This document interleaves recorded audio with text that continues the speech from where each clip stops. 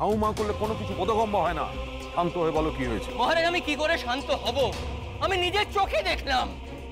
যা ঘটলো সেটা আমার চোখের সামনে ঘটলো মহারাজ, আমার চোখের সামনে।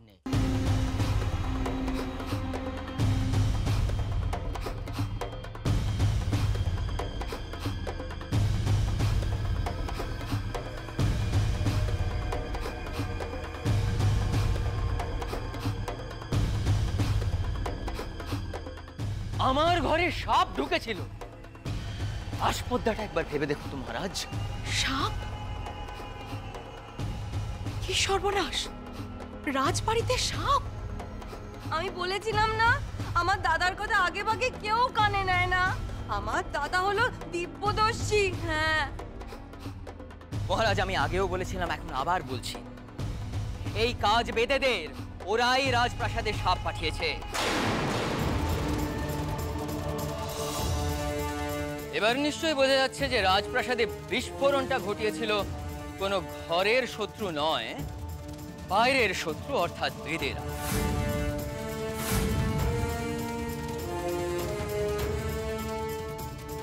কিন্তু ওই সাপ এখন কোথায় জানি না মহারাজ, তবে জানতে কতক্ষণ, এক্ষুনি জানিয়ে দিচ্ছি।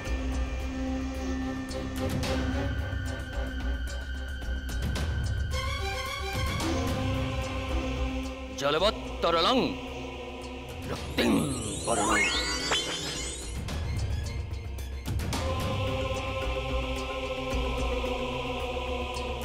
এই তরল যদি ছড়িয়ে দিই তাহলে সাপেরা বাপ বাপ বলে বেরিয়ে আসবে।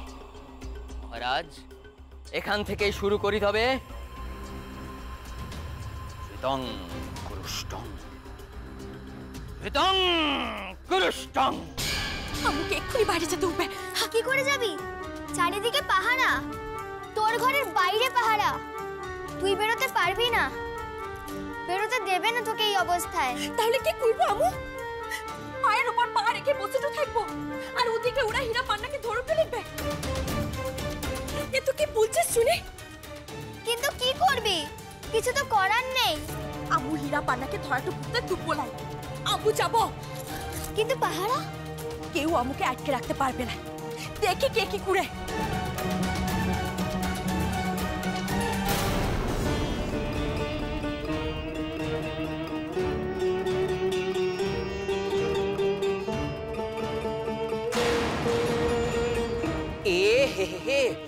আমি অত্যন্ত দুঃখিত রাজকুমারী।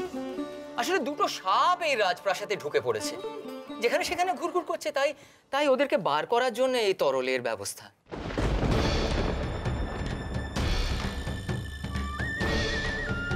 সাপেদের পাট্য করার জন্য?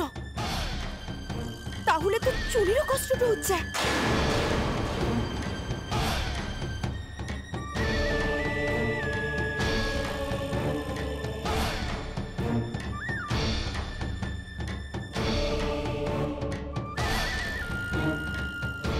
শম্ভু, এসব দিচ্ছ দাও, কিন্তু কোথায় দিচ্ছ দেখে দাও।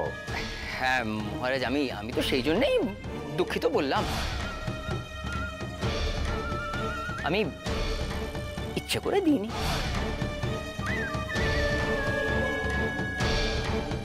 রাজকন্যা উর্মিমালার জন্য অবশ্য অন্য ঔষধ আছে, অন্য সময়, অন্য কোথাও, ঝটাং কিরিকিরি।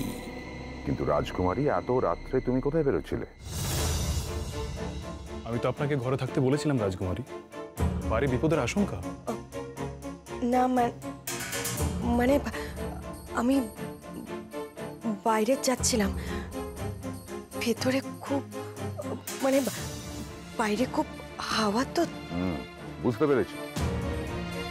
ঠিক আছে, এতে কোনো অসুবিধা নেই, কিন্তু এরপর যাবার সময় প্রহরীকে নিয়ে যেও, কেমন?